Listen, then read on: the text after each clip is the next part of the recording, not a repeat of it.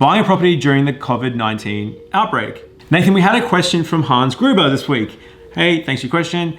And it reads, I'm a first home buyer and looking at buying a place in the next 6 months. Is it the right time? Mate, it's a fair question. There's a fair bit going on at the moment.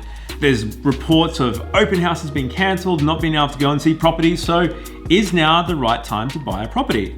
So today we're going to break it down, ask some questions that you might ask yourself before looking to get in the market and find if it's the right timing right now. So let's dive right in.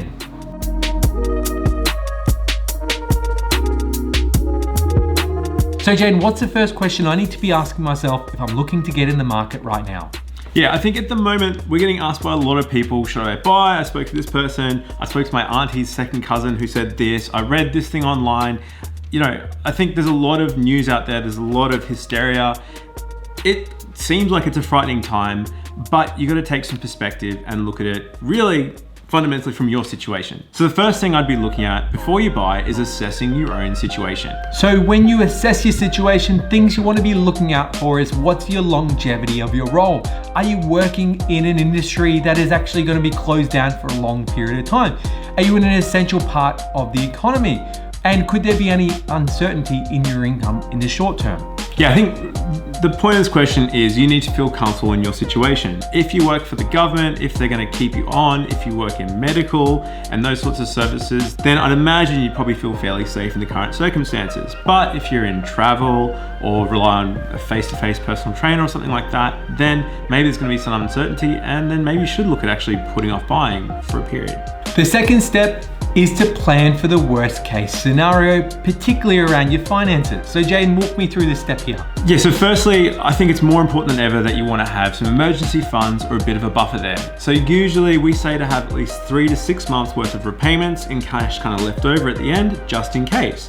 The second measure here you can take is looking at income protection or some sort of salary continuation if you do lose your job. Also, with any insurances, be careful to check the fine print, particularly with the current situation. You want to make sure that there's no exclusions that you've missed that you're not going to be covered for. Yeah, I think while there might be job losses in the short term, companies will end up rehiring pretty quickly once everything sort of rebounds. So it's worth just keeping some perspective on that. But I think certainly as long as you're planning for the worst, you say, well, if I was out of a job or something were to happen, you have a bit of a buffer there to make sure that you're all covered in the worst case scenario. And the last tip is remember, property is a long-term game. So Jayden, walk me through this one here. Yeah, I think if you're looking at buying a property and you're going to sell in the next 12 to 24 months, then you definitely shouldn't be getting into the market. There's going to be a bunch of volatility. If you look at the share market and if you even look historically, in the short term, no one really knows what's going to happen.